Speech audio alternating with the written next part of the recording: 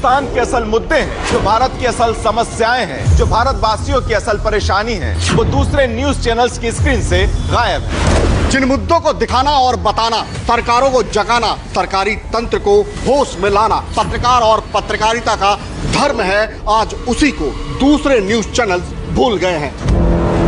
लेकिन आपका न्यूज 24 ना तो पत्रकारिता का धर्म भूला है और ना ही उसका मर्म। इसलिए हम जनता से जुड़े मुद्दे उठाते हैं, हुक्मरानों को होश में लाते हैं। पत्रकारिता के इसी धर्म को निभाने के लिए, आपके मुद्दों को उठाने के लिए, सच को सामने लाने के लिए आपका न्यूज 24 खुलासों की सीरीज चला रहा है। कोरोना की दूसरी लहर अभी खत्म नहीं हुई है, लेकिन तीसरा कहर टूटने वाला है। हमारा मकसद जिंदगी बचाना है, कोरोना को हराना है। इसलिए न्यूज 24 की स्पेशल इन्वेस्टिगेशन टीम खुलासों का नवा धमाका लेकर हाजिर है।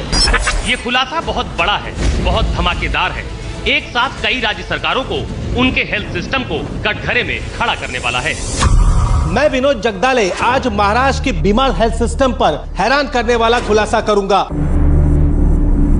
मैं केजे श्रीवत्सन आज आपके सामने राजस्थान की सड़ रही स्वास्थ्य व्यवस्थाओं की रियलिटी की पड़ताल पेश करूंगा। मैं विपिन श्रीवास्तव आज मध्य प्रदेश की दम तोड़ती सेहत का सच सामने लाऊंगा। मैं अमरदेव पासवान आज आसनसोल से हिंदुस्तान को हिला देने वाला खुलासा करूंगा। मैं मनोज पांडे आज कोरोना काल में पश्चिम बंगाल की राजधानी कोलकाता से स्वास्थ्य तंत्र की सच्चाई दिखाऊंगा।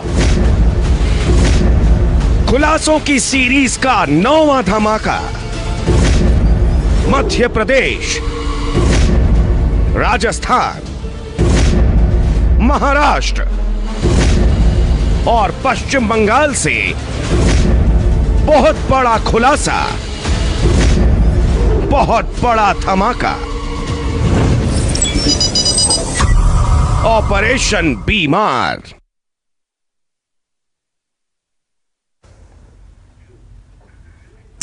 जी हाँ, सच दिखाने का वक्त एक बार फिर आन पड़ा है। नमस्कार, न्यूज 24 पर आप सबका बहुत बहुत स्वागत है। आपके साथ मैं हूं आशा झा और आज हम खुलासों की सीरीज का नवा धमाका लेकर आपके सामने हाजिर हैं। आज न्यूज 24 पर नवा खुलासा होने जा रहा है और उस खुलासे का नाम है ऑपरेशन बीमार। देश में कोरोना की तीसरी लहर आने वाली है, तीसरा कहर टूटने वाला है। सेकेंड वेव में कोरोना ने कैसी तबाही मचाई ये हम सब देख चुके हैं, झेल चुके हैं। और सवाल ये है कि आखिर तीसरी लहर को रोकने के लिए हमारी सरकारें, हमारा हेल्थ सिस्टम आखिर कितना तैयार है। आखिर कोरोना की पहली और दूसरी लहर से हिंदुस्तान ने क्या सीखा, राज्य सरकारों ने क्या सबक लिया, महामारी को हराने की क्या है हमारी तैयारी, ये जानना समझना, देश के सामने लाना हमारी जिम्मेदारी है। और इसलिए हमने ऑपरेशन बीमार को अंजाम दिया है। हम खुलासों का सिलसिला शुरू करें उससे पहले आपको न्यूज 24 के खुलासे यानी कि ऑपरेशन बीमार को और इसके कैनवस को ठीक से समझा देते हैं। सबसे पहले आपको लेकर चलते हैं हमारी सहयोगी पूजा के पास, जो दूसरे स्टूडियो में मौजूद हैं इस वक्त मेरे साथ। और पूजा आपको ऑपरेशन बीमार के बारे में पूरी जानकारी दे रही हैं। ओवर टू यू पूजा। सबसे पहले ऑपरेशन बीमार में सबसे पहले आपको बताते हैं कि हमने आज के अपने इस खास शो का नाम बीमार क्यों रखा। आज हम जिन 4 राज्यों के हेल्थ सिस्टम के बारे में बात करने जा रहे हैं ये उनके नाम हैं। बी यानी बंगाल, एम यानी मध्य प्रदेश, MA यानी महाराष्ट्र और R यानी राजस्थान। इन सभी राज्यों के हेल्थ सिस्टम की पड़ताल की न्यूज 24 ने और हमारी इन्वेस्टिगेशन में यह सामने आया कि इन राज्यों का हेल्थ सिस्टम बीमार ही नहीं बल्कि बहुत बीमार है। तो आइए आपको एक एक कर इन राज्यों के बीमार हेल्थ सिस्टम की पूरी तस्वीर दिखाते हैं। शुरू करते हैं ऑपरेशन बीमार।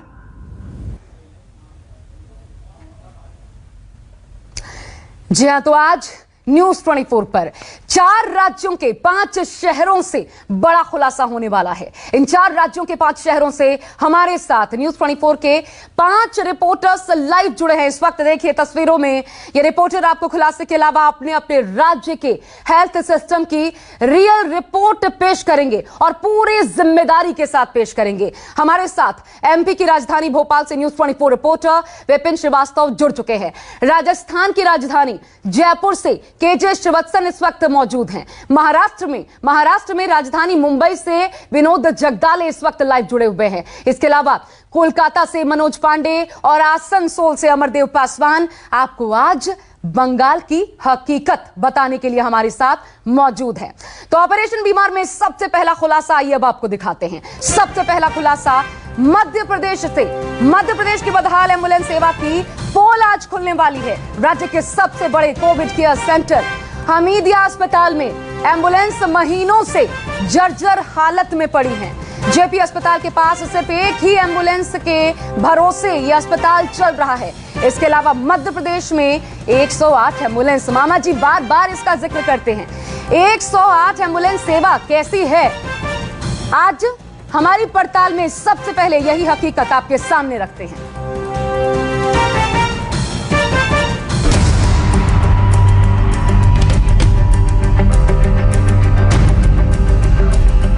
अस्पतालों के बाहर एम्बुलेंस कबाड़ बने हुए हैं।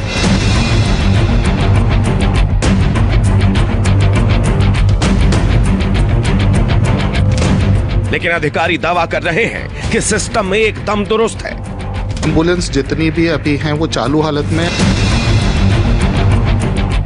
पार्किंग में खड़ी एम्बुलेंस दम तोड़ चुकी है, लेकिन मंत्री जी अपनी ही पीठ थपथपाने में लगे हैं।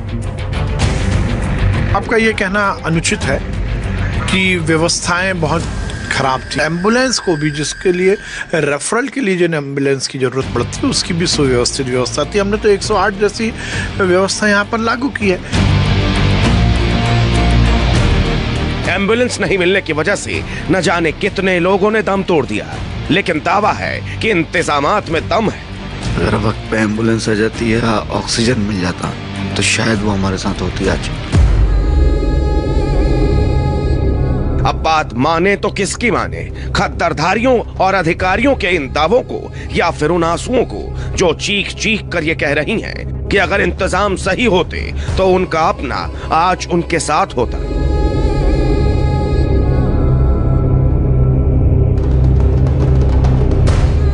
ये तस्वीर है शहाना की। शहाना अब इस दुनिया में नहीं है। 8 मई को कोरोना से उनकी मौत हो गई,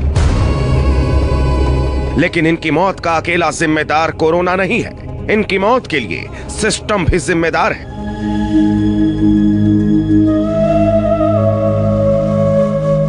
कोरोना पॉजिटिव होने के बाद शहाना को पीपल्स हॉस्पिटल में भर्ती किया गया। उनकी हालत लगातार बिगड़ती चली गई, तो उन्हें हमीदिया में रेफर किया गया। घर वालों ने एम्बुलेंस का इंतजाम करने के लिए हर मुमकिन कोशिश कर ली, लेकिन शहाना को अस्पताल पहुंचाने के लिए कोई भी सरकारी तंत्र काम नहीं आया। अगर वक्त पे एम्बुलेंस आ जाती है, ऑक्सीजन मिल जाता, तो शायद वो हमारे साथ होती आज। सर, सब कुछ कोशिश करी मैंने। हॉस्पिटल वालों से बोला एम्बुलेंस के लिए, तो एम्बुलेंस के लिए फोन लगाया तो उन्होंने बोला एम्बुलेंस है ही नहीं। मतलब साफ मना कर दिया, एम्बुलेंस है ही नहीं। उसके बाद शहाना को प्राइवेट कार में अस्पताल पहुंचाया गया, लेकिन अपनी कार में अस्पताल पहुंचते पहुंचते उनकी हालत बहुत खराब हो गई। इतनी खराब कि अस्पताल पहुंचते ही उन्होंने दम तोड़ दिया। मैंने एक फ्रेंड की गाड़ी मंगाई, उसके साथ लेके गया, लेकिन रास्ते में जो बैरिकेड लगे थे, पुलिस ने डाइवर्ट कर रखा था। इधर से जाओ, उधर से जाओ, उधर से जाओ। सर, उसके अंदर 1-1.5 घंटा वैसे ही निकल गया, जिसकी वजह से वो एक्सपायर हो गए। अगर वक्त पर हम पहुंच जाते तो शायद वो रुक जाती। अगर शहाना को एम्बुलेंस मिल जाती तो शायद उनकी जान बच जाती।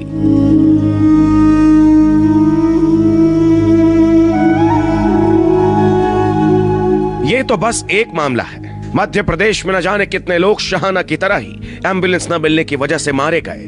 अगर अस्पतालों की बात करें तो हमीदिया में 2 एम्बुलेंस कंडम पड़ी हुई, कोई करोड़ों रुपए खर्च हो रहे हैं, लेकिन जिसमें 2-4-5 हज़ार रुपये लगना है, कोई भी एडमिनिस्ट्रेशन उसको ठीक कराने के लिए तैयार नहीं। यही स्थिति जेपी हॉस्पिटल की थी। और एम्बुलेंस न मिलने से और इनकी 108 की सर्विस कंडम होने की वजह से कई लोगों की जान चली गई। और निश्चित तौर पर इसके लिए जो मेडिकल प्रशासन है, हॉस्पिटल से और सरकार ही जिम्मेदार है। आपका ये कहना अनुचित है कि व्यवस्थाएं बहुत खराब थी। एम्बुलेंस को भी, जिसके लिए रेफरल के लिए जिन एम्बुलेंस की जरूरत पड़ती है, उसकी भी सुव्यवस्थित व्यवस्था थी। हमने तो 108 जैसी व्यवस्था यहाँ पर लागू की है। मेंटेनेंस के कारण कोई एम्बुलेंस खराब पड़ी है उसका पैसा नहीं, ऐसा नहीं है।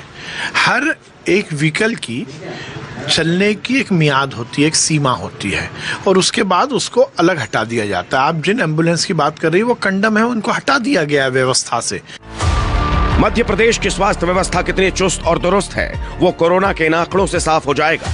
एमपी में कोरोना ने 7,89,000 लोगों को अपनी चपेट में लिया, वहीं करीब 9,000 लोगों ने कोरोना से दम तोड़ दिया।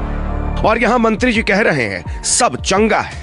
रुकिए मंत्री जी, अभी तो आपके सिस्टम की पूरी तस्वीर आपको दिखाएंगे, कहीं जाइएगा मत। कैमरामैन कमलेश व्यास के साथ विपिन श्रीवास्तव, भोपाल, न्यूज़ 24।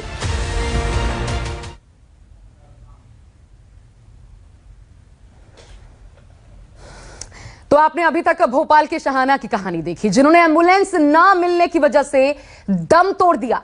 लेकिन अधिकारी और सत्ताधारी ये कह रहे हैं कि एम्बुलेंस की कमी है ही नहीं। अब आपको भोपाल के 2 बड़े अस्पतालों का रियलिटी चेक दिखाते हैं। आप खुद देखिए, अंदाजा लगाइए, तय कीजिए कि हालात आखिर कितने बुरे हैं।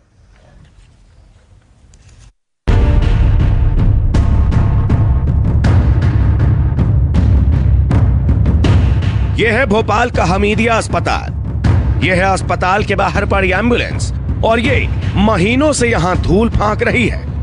यह है भोपाल का ही जेपी अस्पताल। यह है अस्पताल के कंपाउंड में पड़ी एम्बुलेंस और यह भी महीनों से यहां खड़ी खड़ी कबाड़ बन रही है।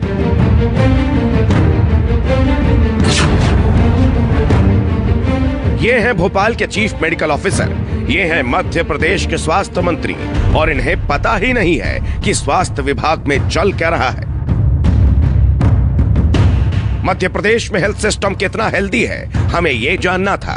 गांव और छोटे शहरों का रुख क्या करते जब हमें राजधानी भोपाल में ही ऐसी तस्वीरें दिख गईं जो ये साफ बयां कर रही हैं कि अगर कोरोना की तीसरी लहर आ गई तो फिर से हाहाकार मच जाएगा। ये हमीदिया अस्पताल की हैरान करने वाली हकीकत है।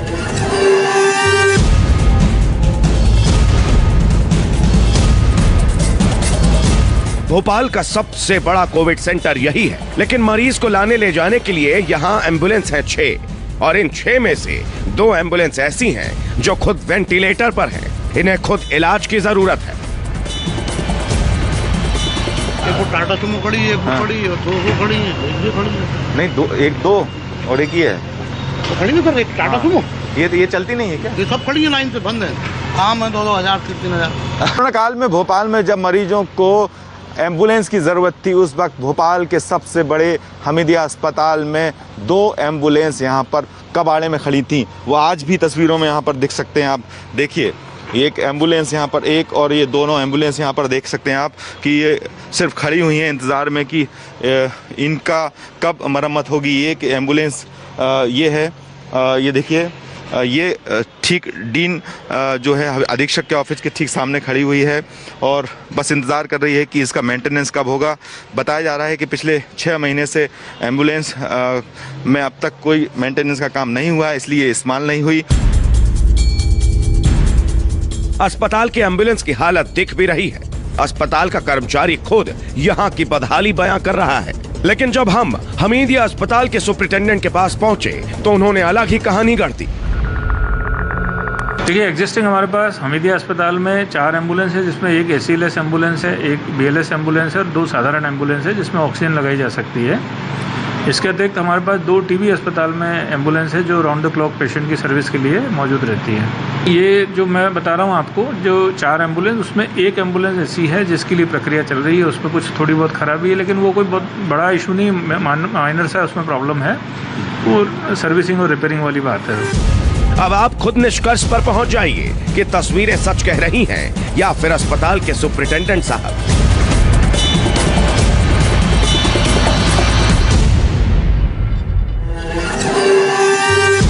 हमीदिया के बाद हम भोपाल के ही जेपी अस्पताल पहुंचे। कागजों पर यहां 3 एम्बुलेंस चल रही है, लेकिन हकीकत में सिर्फ और सिर्फ 1। 2 एम्बुलेंस अस्पताल के पार्किंग एरिया में बीते 3 महीनों से खड़ी है।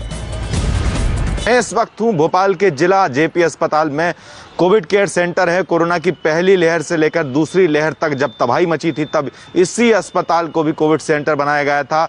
सुविधाओं के नाम की बात की जाए तो इस अस्पताल में कहने को 3 एम्बुलेंस हैं, लेकिन एक ही एम्बुलेंस सड़क पर दौड़ रही है। अभी ये सवाल नहीं हो रही है, कुछ महीने से इसको बंद करके रखा हुआ है। यहाँ पर कागजों में 3 एम्बुलेंस हैं, लेकिन 2 एम्बुलेंस यहाँ पर इस कंडम स्थिति में खड़ी हुई है।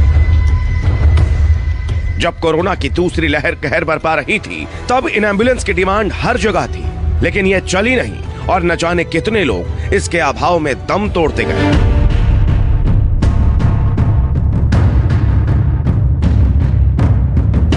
अस्पतालों के पास पर्याप्त एम्बुलेंस हो, ये एम्बुलेंस नियमित तौर पर चलती रहे, इसकी जिम्मेदारी है CHMO की।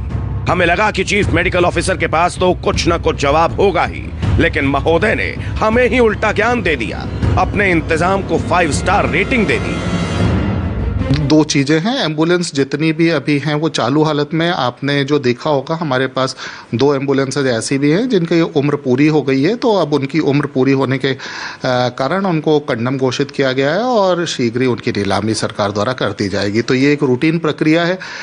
जो भी एम्बुलेंसेज या वाहन जिनकी उम्र पूरी हो जाती है वो निर्धारित किलोमीटर अपना रन पूरा कर लेते हैं, उसके बाद उनको निर्धारित प्रक्रिया के अनुरूप नीलाम कर दिया जाएगा।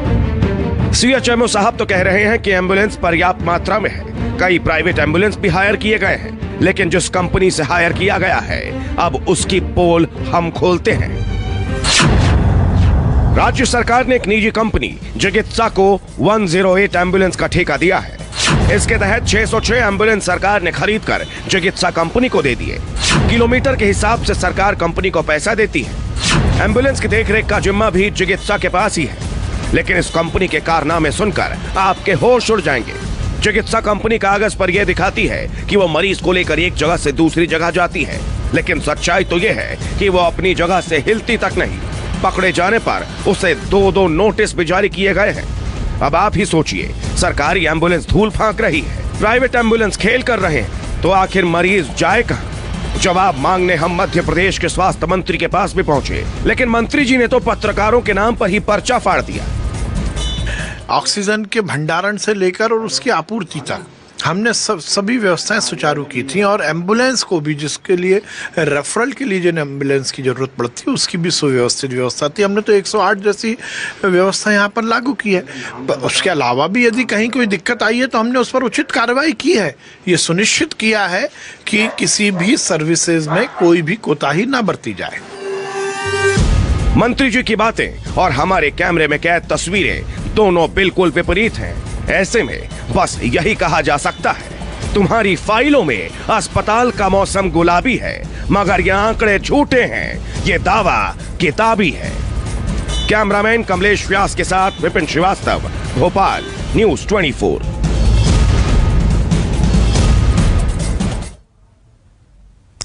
तो कोई बड़ा इशू नहीं है। लोकेंद्र दवे, आप सुन रहे थे उनको, लोकेंद्र दवे जो खुद ये बता रहे थे, अस्पताल के सुपरिटेंडेंट हैं जेपी अस्पताल के, हमीदिया अस्पताल के, और कह रहे थे कोई बड़ा इशू नहीं है, किसी की जान जाए, वाकई इन सरकारों के लिए कोई बड़ा इशू नहीं है। याद होगा आपको, बिहार की भी ऐसी कड़वी हकीकत हमने आपको दिखाई थी। तो दरअसल सच्चाई ये है कि राज्य बदल जाते हैं, नाम बदल जाते हैं, लेकिन स्वास्थ्य सेवाओं की स्थिति हर राज्य में जस की तस है। कोई जवाबदेही लेने वाला नहीं है, क्योंकि सीधा सीधा सफेद झूठ कैमरे पे आकर बोला जाता है। मेरे साथ इस वक्त आप देख सकते हैं कुछ खास मेहमान जुड़ चुके हैं जिनसे आज सच जानने की हमारी कोशिश होगी। आशीष अग्रवाल जी बीजेपी से हमारे साथ मौजूद हैं, रवि सक्सेना कांग्रेस से हमारे साथ इस वक्त जुड़े हुए हैं, doctor Manoj Kumar senior consultant max अस्पताल से हमारे साथ इस वक्त जुड़े हैं, डॉक्टर अनूप निगम है president Indian medical association Madhya Pradesh के।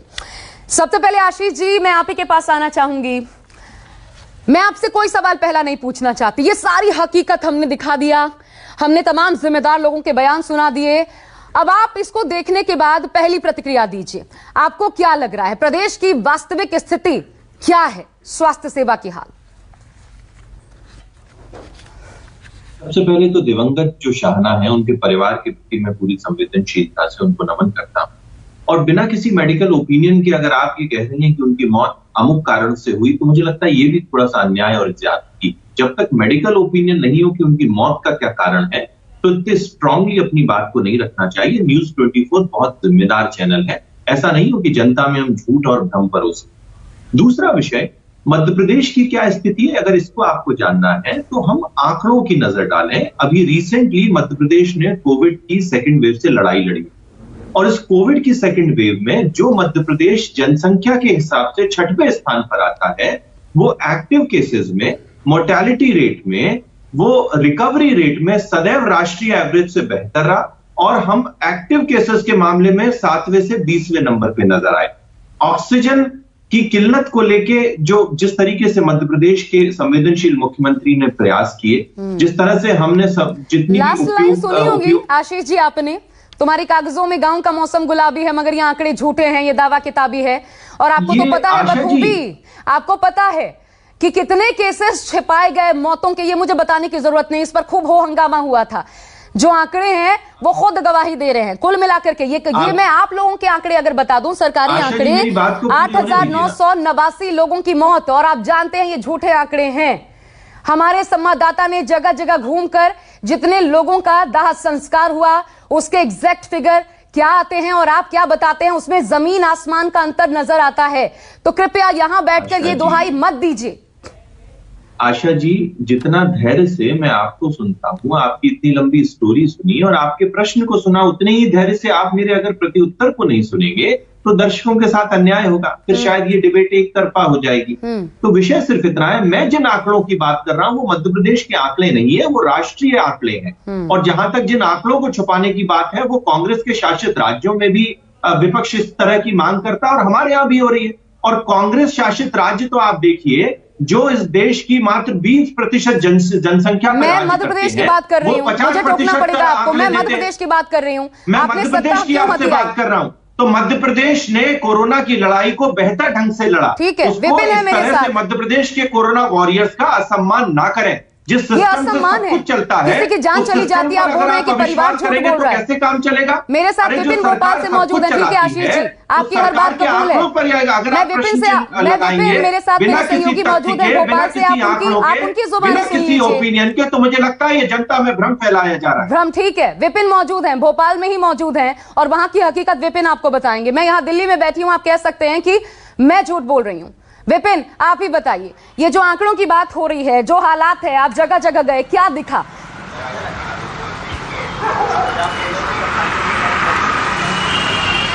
देखिए आशा, एक बात तो यह है कि बीजेपी के जो प्रवक्ता हैं, हमारे साथी जो बैठे हुए हैं, वो जो आंकड़े दिखा रहे हैं, ये आंकड़े हम पहले भी देख चुके हैं। आंकड़ों का जिक्र हम हमेशा कर चुके हैं, सरकार के मंत्रियों के जरिए हम आंकड़े देख चुके हैं।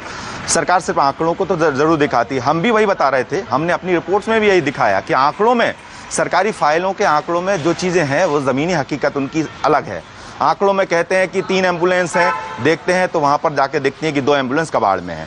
आंकड़ों में देखते हैं कि इनके पास 108 की पूरी सेवा है, जब हम ज़मीन पे आके देखते हैं कि एम्बुलेंस 108 नहीं मिलने से कितनी दिक्कतें होती हैं, कितनी परेशानी हुई। हम बहुत दूर नहीं गए आशा, हम किसी गांव में नहीं गए, किसी छोटे ज़िले में नहीं गए। हमने जब जो तस्वीर दिखाई वो मध्य प्रदेश की राजधानी भोपाल की है।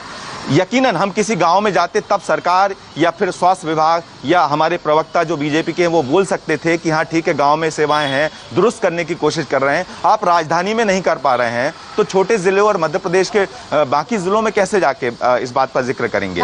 तो जब राजधानी के हालात ये हैं तो इस बात का अंदाजा लगाया जा सकता है। जब भी आप सवाल करेंगे, जब भी आप, मैंने सरकार से सवाल किया, चिकित्सा शिक्षा मंत्री से यही सवाल किया कि आपने आशा, हमने पूछा कि आपने क्या 108 एम्बुलेंस के भरोसे छोड़ दिया है क्या मरीजों को, और उसी कंपनी के भरोसे, जिस कंपनी को आप बार बार नोटिस दे के पेनल्टी ठोकते हैं कि लापरवाही करती है, आप उनके भरोसे छोड़ चुके हैं। आपके पास सरकारी एम्बुलेंस के नाम पर मात्र मध्य प्रदेश में 148 एम्बुलेंस है, जिनमें एक जिले में हो सकता है एक है, भोपाल की छोड़ दी जाए, ग्वालियर छोड़ दिया जाए, बिल्कुल बड़े शहरों को छोड़ दिया जाए, लेकिन जो छोटे जिले वहाँ एक एम्बुलेंस है और वो भी कबाड़ होगी। हकीकत आपके सामने है, विपिन बता रहे भोपाल में मौजूद पूरी जिम्मेदारी के साथ। न्यूज 24 कोई खुलासा करता है तो पहले मैं आपको बता दूं, पूरी जिम्मेदारी के साथ, हम कागजों की बात नहीं कर रहे, हम हकीकत जमीनी पड़ताल करके फिर आपसे पूछ रहे हैं।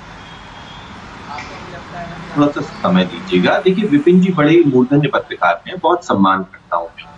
मेरा सिर्फ उनसे एक प्रश्न है, उन्होंने जो दिवंगत शाहाना का विषय बताया, क्या उन्होंने किसी मेडिकल ओपिनियन लिया कि क्या उसकी मृत्यु सही में एम्बुलेंस नहीं मिलने के कारण हुई? अगर नहीं तो मुझे लगता है कि कहीं ना कहीं हमारे दावों में कमी है। दूसरा विषय, जिस 108 की आप बात कर रहे हैं, आप कह रहे हैं जमीनी हकीकत, क्या आपने भोपाल के किसी चौराहे पे खड़े होकर 108 डायल करके क्या ये तय किया कि आपको एम्बुलेंस मिली या नहीं मिली? तो ये हवाई बातें करने से आदरणीय विपिन जी काम नहीं चलता। और जिस 108 एम्बुलेंस के विरुद्ध कार्रवाई और नोटिस की आप बात करते हैं, तो वो हमारी सरकार की ईमानदारी है कि हम कोई भी अव्यवस्था नहीं पनपने देते हैं। अगर सरकार कोई अव्यवस्था देखेगी तो कार्रवाई करेगी, इससे सरकार के मंसूबे और ईमानदारी पे कोई शक नहीं है, ये तय हो जाता है। तो मेरा बड़ा हाथ जोड़ के निवेदन है, ये 2003 से 2021 तक का सफर है, जब सड़कों पर हमारी माँ बेटियां संस्थागत प्रसव ना हो पाने के कारण मजबूर थी। उस समय 2003 में संस्थागत प्रसव 20% होता था, आज 90% है। शिशु मृत्यु दर, मातृ मृत्यु दर आज लगभग आधी रह गई है। तो जिस तरह से शिवराज सिंह जी के नेतृत्व में हेल्थ इंडेक्स की बात करें, 18वां स्थान, बेटरमेंट हुआ है, उसको हमें स्वीकारना चाहिए। 18वां स्थान है हेल्थ इंडेक्स में। अगर आपकी व्यवस्थाएं इतनी सुचारू हैं, इतनी बढ़िया है, वर्ल्ड क्लास है, तो 18वां हेल्थ इंडेक्स के मामले में आप क्यों हैं? आशा जी, किसी भी व्यक्ति की प्रगति को रिलेटिव टर्म्स में आंका जाता है। हमने 2003 से 2021 तक कहां तक सफर किया, ये तय है। दूसरी बात, आप तो पुरानी बात छोड़िए, मैं आपसे रिसेंट सेकेंड वेव की कोरोना की लड़ाई की बात करता हूं, जहां पर हमने दूसरे राज्यों से बेहतर किया। इस देश का सबसे अमीर राज्य यानी कि महाराष्ट्र सबसे ज्यादा स्ट्रगल कर रहा था। दूसरे कांग्रेसी राज्य देखिए किस तरीके की अराजकता और अव्यवस्था थी। कांग्रेसी राज्य की बात मत कीजिए, मैं उसकी बात कर लूंगी बाद में, उनसे भी सवाल पूछ लेंगे। राजस्थान भी है आज हमारे निशाने पर, वहां की भी स्वास्थ्य व्यवस्था का हाल हम दिखाएंगे। लेकिन अब मैं डॉक्टर अनूप निगम आपको जोड़ना चाहती हूँ। सर, आईएमए को ये जो संकट है, हम तीसरी लहर की बात कर रहे हैं अभी, उसकी एक तो तैयारी करनी है। दूसरी लहर के ठीक जब पीक पर आया था, उससे पहले अप्रैल, मई, जून में, ये 3 महीने पहले सबसे बड़ा कोविड केयर अस्पताल है हमीदिया अस्पताल। वहां पे टोटल कितनी सरकारी एम्बुलेंसेस हैं? कागज पर 3, हकीकत में चलती 1 है। ये स्थितियां सच्चाई है जो हम वहां से कुरेद कर लाए हैं। आईएमए क्यों नहीं इन सवालों को उठाता है? जिम्मेदारी क्या बनती है आईएमए की? मैडम, मैं इस विषय में कहना चाहता हूँ कि आईएमए का जो रोल है, और पर्टिकुलरली कोविड की सेकंड वेव और इंफ्रास्ट्रक्चर ऑफ द हेल्थ का जो सिस्टम है गवर्नमेंट का है, नॉन गवर्नमेंट प्राइवेट का, ये तो हमको स्वीकार करना पड़ेगा मैडम, किसी भी हालत में, चाहे डेथ रेट में हम स्वीकारें, चाहे मॉर्टिलिटी में करें, चाहे मॉर्बिडिटी में करें, ये एक्सेस हुआ है। और गवर्नमेंट का पहला पर्पस प्रिवेंटिव एस्पेक्ट्स होता है, उनकी कोई सी भी प्रिवेंटिव एस्पेक्ट्स की जो डिजीज़ है उसको क्योर करने का गवर्नमेंट का दायित्व है। जहाँ तक क्यूरेटिव पार्ट है वो दूसरों के हाथ में आ रहा है। जब हम ये मान रहे हैं कि फर्स्ट वेव आई थी और हमारे में कुछ खामियां निकली थी गवर्नमेंट की स्ट्रक्चर में, चाहे डॉक्टर की कमी के लें, चाहे ऑक्सीजन की कमी के लें, चाहे वो रेमडेसिविर की गोली नेचर वगैरह था, ये सत्य था कि नहीं था, ऑक्सीजन नहीं था। इसका बेसिक कारण जो था, हम लोगों ने गाँव को, जो हमारे प्राइमरी हेल्थ सेंटर हैं, कम्युनिटी हेल्थ सेंटर है, जो ब्लॉक लेवल के हॉस्पिटल है, हमने उनको उनकी तरफ ध्यान ही नहीं दिया, क्योंकि सारा का सारा पेशेंट का इन्फ्लक्स छोटे छोटे शहरों में, उज्जैन, इंदौर, भोपाल। डॉक्टर अनूप, जब राजधानी भोपाल में हाल ये है तो फिर क्या उम्मीद की जाए दूसरे शहरों को लेकर के? मैडम, ये बिल्कुल सत्य है कि गवर्नमेंट को इस तरह का ये स्वीकार कर लेना चाहिए कि हाँ, हमारे उसमें हम तैयारी में नहीं थे और हमारी हेल्थ सिस्टम में कुछ मैनेजर सिस्टम की जो होना चाहिए वो कमी है, चाहे वो मैनेजर का, चाहे वो व्हीकल मैनेजमेंट हो, चाहे वो ऑक्सीजन मैनेजमेंट की हो, वो मैनेजमेंट की कहीं ना कहीं डिफेक्ट है। डॉक्टर्स तो आपको मिले। और रवि सक्सेना हमारे साथ कांग्रेस से भी हैं, ये आशीष जी सुनते रहिएगा। रवि सक्सेना हमारे साथ कांग्रेस से हैं। पीसी शर्मा का बयान हमने सुनाया था, उन्होंने कहा कि ये अव्यवस्थाएं हैं जिसकी वजह से लोगों की जान गई, लेकिन पूरी तरीके से आशीष जी इस वक्त बैठ के झुटला रहे हैं रवि जी इन बातों को। आखिर विपक्ष के लिए क्या ये मुद्दे नहीं है जिसको लेकर विपक्ष सड़कों पर उतरे? आईना दिखाना किसका काम है? आशा जी, मैं आपको एक बात कहना चाहता हूं, ये बीजेपी जो है ये भारतीय झूठ पार्टी है। इसके जितने भी प्रवक्ता आएंगे आप देखिए, या तो वो शिव चालीसा पढ़ते हैं या वो झूठ बोलने में लगे रहते हैं। अभी आशीष ने जो जो बातें कही आप सब जानते हैं, आपके कैमरे ने दिखाया कि वो पूरी की पूरी तरह से झूठ का पुलंदा अपना पेश कर रहे थे। आप देखें तो माननीय कमलनाथ जी ने जब कहा कि यहाँ पर इंजेक्शंस की कमी है, ऑक्सीजन की कमी है, दवाइयों की कमी है, बेड्स की कमी है और उसकी पूर्ति की जाना चाहिए, तो ये सरकार थोड़ी नींद से जागी। वो शिवराज जी जो कहते थे कोरोना से डरो ना, और कोरोना तो सर्दी जुकाम बीमारी है, और अपनी सरकार बनाने में लगे रहे। आप समझ सकते हैं कि ये लोग कोरोना को कितना सीरियसली ले रहे थे। कांग्रेस पार्टी लगातार फील्ड में काम कर रही थी। माननीय कमलनाथ जी के नेतृत्व में सारी कांग्रेस पार्टी के लोग जो बीमार लोग हैं उनको सुविधाएं मुहैया कराने में लगे हुए थे, चाहे इंजेक्शंस की बात हो, चाहे ऑक्सीजन की बात हो। दिग्विजय सिंह जी की भी पूरी टीम लगी हुई थी, सारे कांग्रेस के लोग लगे थे, यूथ कांग्रेस, एनएसयूआई, सारे लोग लगे हुए थे, और भारतीय जनता पार्टी के लोग केवल गाल बजाने में लगे हुए थे। कांग्रेस पार्टी ने ये नहीं किया, कांग्रेस पार्टी ने वो नहीं किया, नेहरू जी ने ये नहीं किया, गांधी जी ने ये नहीं किया, इसमें लगे हुए थे। और हमने तो पहले से अच्छा कर दिया। 15-16 साल से शिवराज जी की सरकार है, 17वां साल चल रहा है, और आप समझ सकते हैं कि आज भी आपके पास आंकड़ा होगा कि हेल्थ सेक्टर में पूरे देश में मध्य प्रदेश 17वें नंबर पर है, और ये कहते हैं कि हमने 17 साल में आमूलचूल परिवर्तन कर दिया।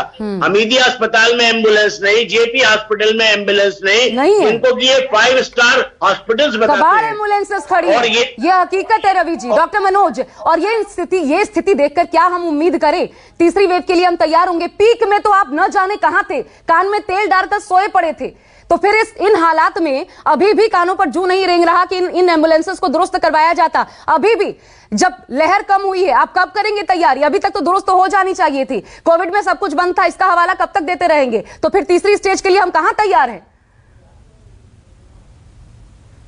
इंपॉर्टेंट चीज है कि जब कभी कमियां दिखती हैं, चाहे कागज पे दिखे, चाहे आप रिपोर्टिंग में दिखाते हैं, तो उसको स्वीकार करना चाहिए। और मैं पार्टी लाइन से हट के बात कर रहा हूँ। किस देश में किस राज्य की सरकार है, किस राज्य में किस पार्टी की सरकार है, इससे कोई मतलब नहीं है। हम देखिए, हमारा हेल्थ केयर सिस्टम पहले से बहुत चरमराया हुआ था। हम अपने जीडीपी का सिर्फ 1.5%, अब 2021 में हमने 1.8% किया है। शायद ये सस्टेन्ड रहे।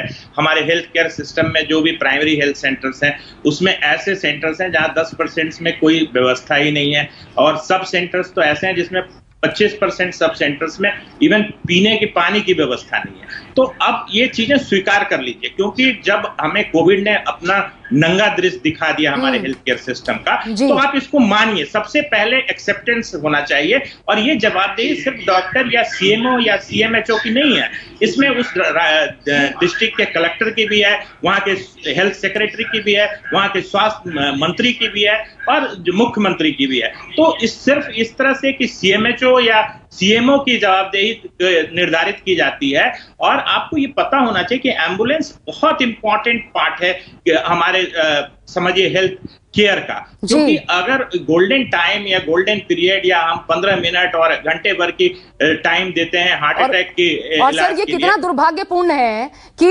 अभी भी कह रहे हैं कि क्या कोई मेडिकल ओपिनियन लिया गया कि शाहाना की मौत क्यों हुई? आशीष जी, ये दुर्भाग्यपूर्ण है। आप बचाव कर रहे हैं, ये सब यहाँ पर बैठे लोग झूठ बोल रहे हैं। नहीं, सुनते समय आपको डिफेंड नहीं करना चाहिए, और बोलते समय किसी को ऑफेंड नहीं करना चाहिए। ये बहुत पुरानी कहावत है कि आप जब सुन रहे हैं तो डिफेंड मत कीजिए। आप शांत हो जाएं तो मैं अपनी बात को रखता हूं।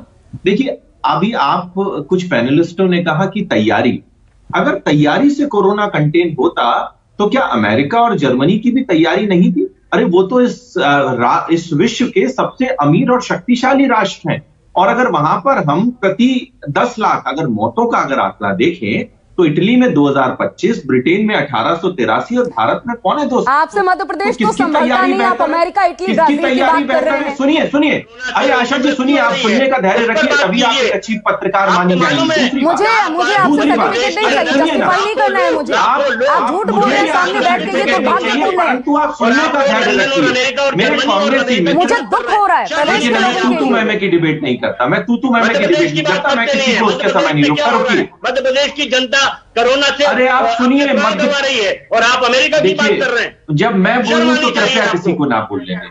ये जो कांग्रेस की प्रवक्ता जो शर्म कर रहे हैं, ये तो चीन की दलाली का कर्ज चुका रहे थे।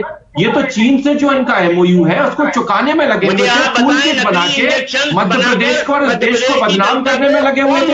अगर कांग्रेसियों को इतनी ही अक्ल थी कोरोना से लड़ने की, तो क्यों नहीं महाराष्ट्र को बचा लिया?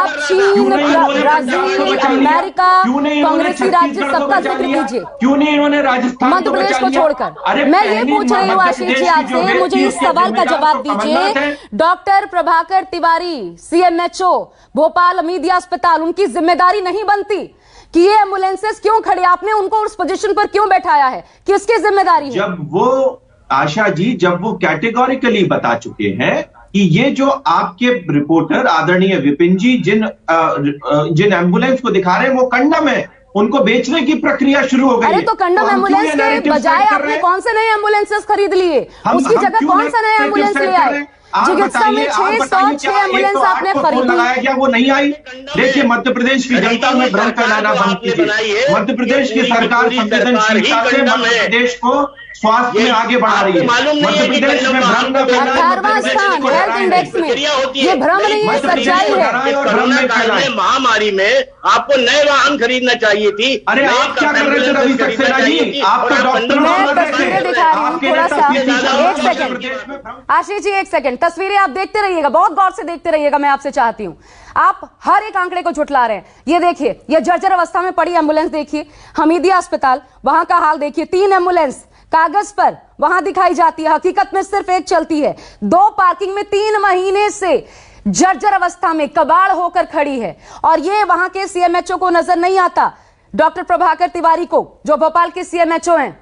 अब हम आपको, आशीष जी बहुत गौर से देखिएगा, और बाकी मेरे मेहमान भी, एमपी की स्वास्थ्य व्यवस्था की कंप्लीट पिक्चर भी देख लीजिए। इसके लिए सीधा पूजा के पास में एक बार फिर आपको लिए चलती हूं। मध्य प्रदेश का हेल्थ रिपोर्ट पूजा के पास मौजूद है, देखिए। जी हां, तो अब बारी है मध्य प्रदेश की। मध्य प्रदेश की आबादी है 7 करोड़ 26 लाख, और मध्य प्रदेश की स्वास्थ्य व्यवस्था को नीति आयोग की हेल्थ इंडेक्स में 18वां स्थान मिला है। मध्य प्रदेश में कोरोना ने काफी कहर बरपाया है। यहां 7,89,000 कोरोना के केसेस आए हैं, और मौत का आंकड़ा भी करीब करीब 9,000 है। मध्य प्रदेश सरकार का हेल्थ बजट है 11,619 करोड़ रुपए, यानी कुल बजट का 5.4%, जो कि देश के बाकी राज्यों के औसत से भी कम है। और अब बात करते हैं यहां की स्वास्थ्य व्यवस्था की। मध्य प्रदेश में महज 1,420 पब्लिक हेल्थ सेंटर है। इसके अलावा 324 कम्युनिटी हेल्थ सेंटर है, 72 सब डिस्ट्रिक्ट हॉस्पिटल है, और 51 डिस्ट्रिक्ट हॉस्पिटल हैं। इसके अलावा सरकारी अस्पतालों में 38,140 बेड्स हैं। इस आंकड़े को ऐसे समझिए कि 7.25 करोड़ की आबादी के लिए महज 38,140 बेड्स। अब आपको एक और चौंकाने वाला आंकड़ा दिखाते हैं। WHO यानी विश्व स्वास्थ्य संगठन यह कहता है कि 1,000 की आबादी पर 1 डॉक्टर होना चाहिए।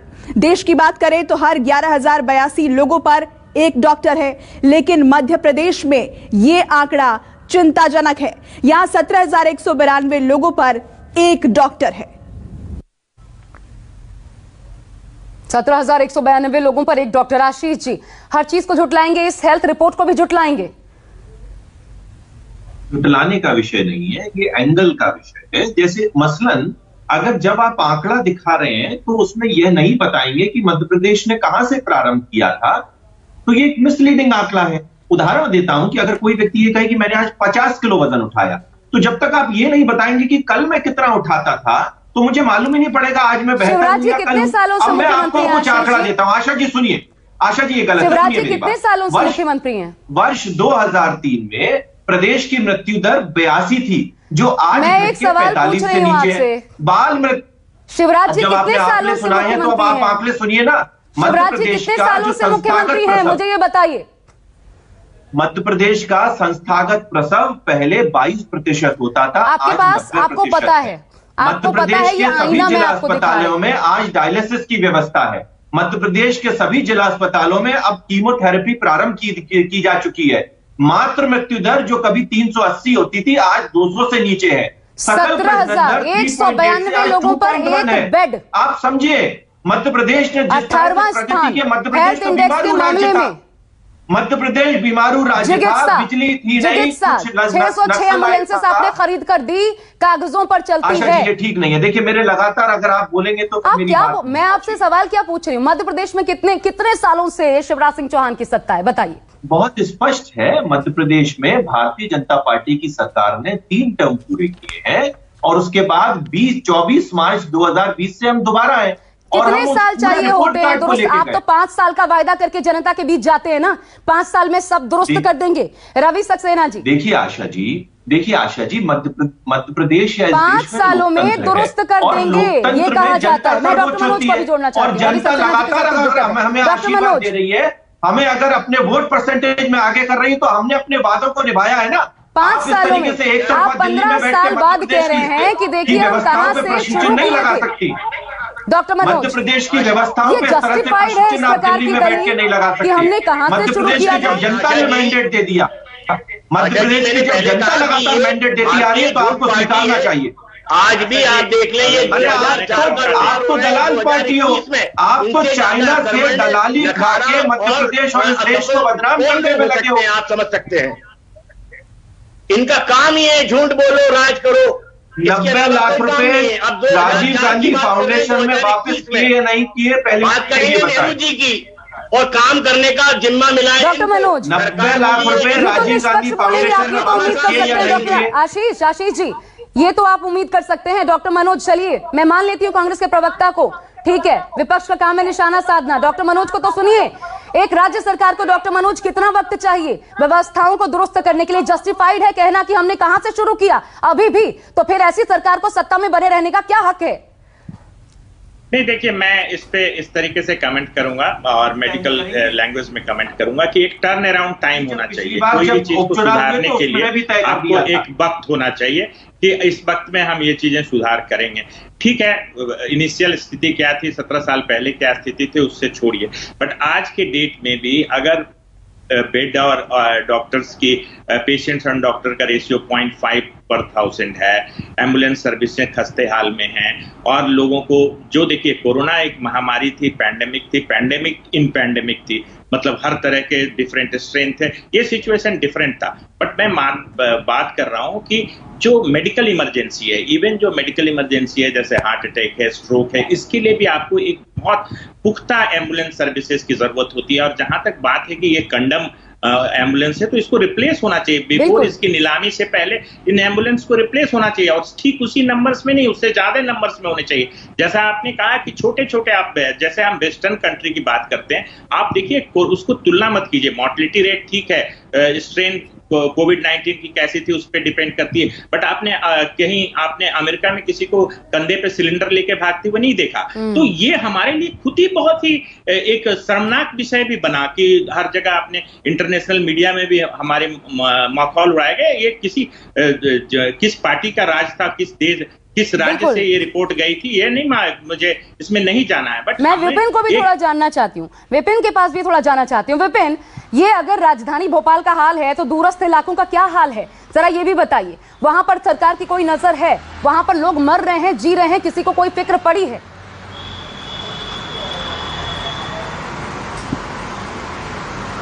देखिए, बिल्कुल आशा, हमने वो हाल भी दिखाया था अपने टीवी चैनल्स पर कि जो मध्य प्रदेश की अगर बात की जाए तो रायसेन जिला, जो कि यहाँ के स्वास्थ्य मंत्री प्रभुराम चौधरी, डॉक्टर प्रभुराम चौधरी, उनका ही खुद का गृह जिला है। वहाँ के हमने कई प्राथमिक स्वास्थ्य केंद्र, क्योंकि छोटे गाँव में प्राथमिक स्वास्थ्य केंद्र होते हैं, वहाँ पर हमने ताले दिखाए थे उस दौर में जब कोविड की यहाँ पर दूसरी लहर चल रही थी। कई महीनों से बंद रखे हुए थे, ताले रखे थे, वो तस्वीरें हमने दिखाई थी। एक बात मैं आपसे बस ये बताना चाहता हूँ कि ये जिस तरह से भोपाल की जो सहाना है, उनके परिवार ने इस बात को उठाया कि एम्बुलेंस की दिक्कत हो रही थी, उसकी वजह से बीजेपी के प्रवक्ता बोलते हैं कि मेडिकल उसमें ओपिनियन चाहिए। मेडिकल ओपिनियंस में कहीं इस बात का जिक्र हो ही नहीं सकता कि एम्बुलेंस या किसी चीज़ की, क्योंकि वो सिर्फ एक मरीज की ओपिनियन दे सकते हैं। ये उनको समझना चाहिए। दूसरी चीज़ है कि वाकई में जब हम गांव पे अगर जाएंगे तो गांव के लोगों को बड़ा ही उनके यहाँ अगर मौत भी हुई है तो वो चीज़ सामने नहीं लाते, क्योंकि प्रशासन से उनको सीधे तौर पर लड़ना है। कल को राशन पानी की दिक्कत हो सकती है। ये हम बिल्कुल ग्राउंड की बात कर रहे हैं आशा, क्योंकि अगर कोई आवाज़ उठाता है, गाँव का व्यक्ति अगर आवाज़ उठाता है, हमने कुछ लोगों से बात करने की कोशिश की, आसपास के गाँव में जाके भी बात करने की कोशिश की, लेकिन कैमरे के सामने उनको ये लगता है कि अगर कल को अगर इस तरह की बातें कर देंगे कि उनकी मौत इस वजह से हुई या कोई कारण बताएंगे तो उनका जो वहाँ का प्रशासनिक जो स्तर पर जो लोग हैं वो कहीं ना कहीं उनको दिक्कत कर सकते हैं, क्योंकि उनको राशन भी लेना है, उनको सरकारी चीजों के सर्टिफिकेट बनवाना है। इस तरह के प्रेशर जो है वो झेलते रहे हैं। कोविड की दूसरी लहर में भी ये प्रेशर झेला था।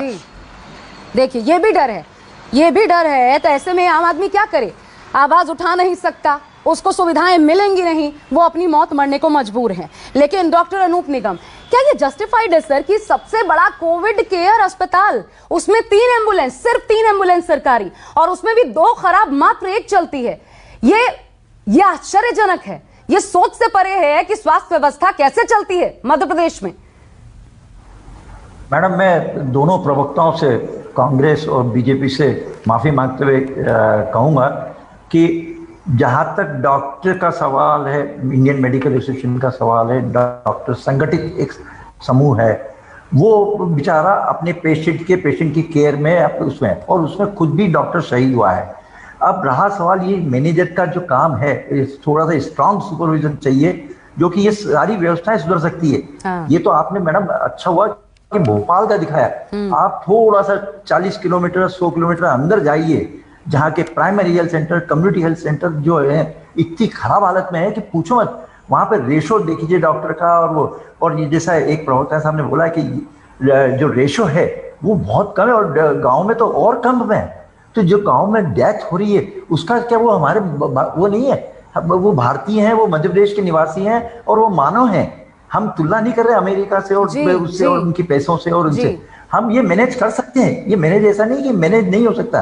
एक एम्बुलेंस जब प्राइवेट हॉस्पिटल अच्छे चला सकते हैं, 1000 बेडेड हॉस्पिटल, तो क्या गवर्नमेंट संस्था नहीं चला सकती? जबकि इतना सुपरविजन पावर है उनके पास में, मिनिस्टर से लेके नीचे सीएमएचओ और सीएमएचओ से लेके पूरा लेवल है। तो मेरा ख्याल है कि कहीं ना कहीं सुपरविजन की अव्यवस्था है। कोई जवाबदेही नहीं है, कोई जवाबदेही नहीं है, जवाबदेही नहीं है। असली बात ये है। डॉक्टर रवि कह रही हूँ, रवि सक्सेना जी, कोई जवाबदेही क्या तय भी होती है? वो जो रेगुलर मॉनिटरिंग, एक टर्म हम बार बार यूज करते हैं कि अगर ये होता रहे तो सारी व्यवस्थाएं दुरुस्त हो जाए, वो मध्य प्रदेश में इस वक्त बाकी भी है। सीएमएचओ को पद पर रहने का कोई हक इस वक्त बनता भी है ये देखने के बाद? आशा जी, मैं आपको कह रहा हूं कि ये मध्य प्रदेश की सरकार ही पूरी कंडम सरकार है, वाहनों की बात नहीं है। आप देखें तो इनके प्रवक्ता जिस तरह से सफेद झूठ बोल रहे, सफेद झूठ भी शर्मा जाए इनके झूठ के सामने, उंगली उठा के खड़े हो जाएंगे। आदमी बोलना चालू करेगा तो झूठ बोलने की तैयारी चालू कर देते हैं। मध्य प्रदेश में आप देखें 18वें स्थान पर हेल्थ पैरामीटर्स पे हम खड़े हुए हैं, और 17 साल से शिवराज जी की सरकार इस मध्य प्रदेश में है। ये आज भी 2004 का रोना रोते हैं, 2021 में 2004 का रोना रो रहे हैं। तो 17 साल तो क्या कर रहे थे आप? क्या इस मध्य प्रदेश की जनता को मरने के लिए छोड़ दिया है आपने? केवल दोनों हाथों से पैसे लूटने में लगे हुए, मशीनों से नोट गिनने में लगे हुए, भ्रष्टाचार में गले गले तक। कोई जवाबदेही आप लेने को तैयार है? किसी से सवाल पूछा जाएगा कि ये हाल क्यों है? कोई जिम्मेदार होगा इसके लिए या सिर्फ झूठ बोला जाएगा? आशा जी देखिए, सबसे पहले तो मैं आपके शब्दों को झूठ नहीं बोल रहा, आप मेरे शब्दों को मत बोलिए। आप अपनी बात रखिए, मैं अपनी बात रख रहा हूं। सबसे पहले तो ये देश लोकतंत्र से चलता है। अरे आप अच्छी अच्छी बातें मत कीजिए, संविधान मेरे पास इतना लंबा वक्त नहीं है। मुझे सीधा बताइए कि कोई कार्रवाई होगी? अकाउंटेबिलिटी आप तय नहीं करते हो, अकाउंटेबिलिटी जनता तय कर लेती है और हर 5 साल में हिसाब किताब लेती। जनता ने अकाउंटेबिलिटी तय की थी, आपने तो सत्ता हथिया ली, वो एक अलग विषय है। लेकिन जवाबदेही आपकी, आखिर में जवाबदेही तय होगी कि नहीं? आशीष जी, मेरा आखिरी सवाल आपसे। सेट करना बंद करें, मध्य प्रदेश को बदनाम मत करें। मध्य प्रदेश की सरकार बेहतर काम कर रही है। मध्य प्रदेश के लोग कोई एम्बुलेंस की कमी से नहीं मरे। किसी भी तरह की भ्रम और मध्य प्रदेश को बदनाम करने की साजिश अस्वीकार है। फिर मुझे ये कहना चाहिए मध्य प्रदेश में फिर मुझे ये कहना चाहिए कि जो एक्सेप्टेंस ही ना दिखे उसमें हम क्या उम्मीद करें। में प्राइवेट अस्पतालों आप शुरू से लेकर के अब 5 लाख तक की स्वास्थ्य व्यवस्था मैं आपको बताती हूँ, बिहार में हमने सच्चाई दिखाई, बीजेपी ने उसे स्वीकार किया और बदलाव की बात भी की। ये मध्य प्रदेश है जहां पर मामा शिवराज कहे जाते हैं और मामा शिवराज के राज्य में प्रवक्ता आकर सीधा सीधा नकारते हैं सच्चाइयों को। यह हकीकत है। बिहार की हालत, बिहार की दयनीय हालत हो स्वास्थ्य व्यवस्था के मामले में, लेकिन जिम्मेदारी के मामले में नहीं कहा जा सकता क्योंकि वो जिम्मेदारी उठाने को तैयार थे। मध्य प्रदेश उससे भी गया गुजरा। ये एमपी अजब है, वाकई गजब है, यही कहना पड़ेगा। मुझे एक ब्रेक लेना पड़ रहा है यहां पे, लेकिन देखिए ऑपरेशन बीमार लगातार जारी है। अभी तो शुरुआत हुई है। अलग अलग राज्यों की लोकतंत्र के प्रहरी बनकर जो कान में तेल डालकर सोए हैं उनको जगाने के लिए अलग अलग राज्यों की हेल्थ रिपोर्ट आपके सामने लेकर हम हाजिर होते रहेंगे। एक बहुत छोटा सा ब्रेक, इस ब्रेक के बाद लौटते हैं तुरंत वापस। जारी है ऑपरेशन बीमार।